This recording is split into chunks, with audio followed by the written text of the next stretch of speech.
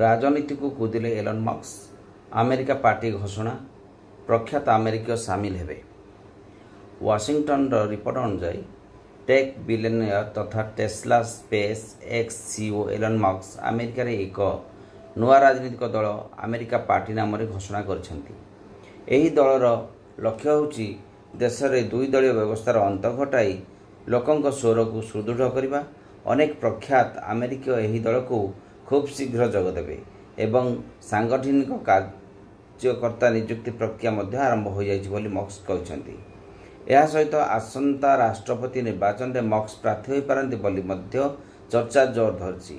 गोटे पटे अमेरिका राष्ट्रपति डोनाल्ड ट्रम्प तांको पुराना बंधु एलन मस्क को देशरू बाहर करदेवे बोली धमक देइथिबा बेले अपरपटे मस्क नुआ दल गठन कर ट्रम्प बड़ चैलेंज सृष्टि करछन्ति। ट्रम्प असंतोष और खराब संपर्क मध्य मस्क यह पदक्षेप अमेरिका राजनीति को सरगरम करिछि। प्रख्यात अमेरिका सामिल हेबे। कौन कहूँ अमेरिकार संविधान आसतु जानिबा। अमेरिकार दुई दलीय व्यवस्था विरोध में नुआ दल एक विकल्प प्लाटफर्म हम बोली मस्क कहते जे यह साधारण जनता स्वाधीनता फेराइबा लक्ष्य काम करिवो। मस्क नुआ दल घोषणा करने पर 2028 राष्ट्रपति निर्वाचन में से प्रार्थी हो पारती बोली चर्चा होउछि। सोशल मीडिया प्लेटफॉर्म एक्स रे जड़े यूजर मस्क पचारि कथा जना पड़ी मिड टर्म बा 2028 निर्वाचन पे आपन योजना कौन।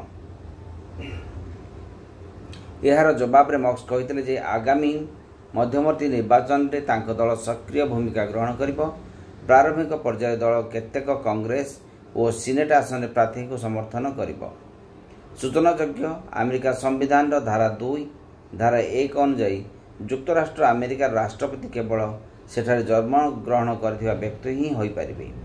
अमेरिकार जन्म ग्रहण होई नथिबा कोनोसी व्यक्ति राष्ट्रपति होई परिबेनी। मस्क पूर्व स्पष्ट कर साजन जे से अमेरिका रे नुहे बरं दक्षिण अफ्रिका रे जन्म ग्रहण करछन्ती। से कहिथिले मो जेजेमा निश्चित भावे अमेरिकीय थिले किंतु मोर जन्म दक्षिण अफ्रिका रे होइतबारु मो अमेरिका राष्ट्रपति होई परिबी नाही। 2024 अमेरिका रे अनुष्ठित राष्ट्रपति निर्वाचन में डोनाल्ड ट्रम्प को विजयी करिबारे मस्क प्रमुख भूमिका ग्रहण करथिले। ट्रम्प का सपक्ष में अनेक स्थान में से रैली करने सहित विपुल चांदा दे साहाय्य करथिले। निर्वाचन जीतिया पर ट्रम्प मस्क को व्हाइट हाउस सहकारी दक्षता विभाग बा डोजर कमांड मध्य देथिले। तेबे विभिन्न कारण मस्क और ट्रम्प का संप्रति तिक्त हो जाइछि। एपरिक मस्क को देशांतर करने पर मध्य विचार करा जाय पारे बोली ट्रम्प का बयान झड़ सृष्टि करछि। निकट में एक्स लोकों को मस्क पचारिथिले जे अमेरिकार जनता दुई दलीय व्यवस्था मुक्ति चाहूँगी कि यही सर्वे 12 लाख रु अधिक लोक अंशग्रहण करथिले। 2/3 लोक नुआ राजनीतिक दल को सपोर्ट करथिले।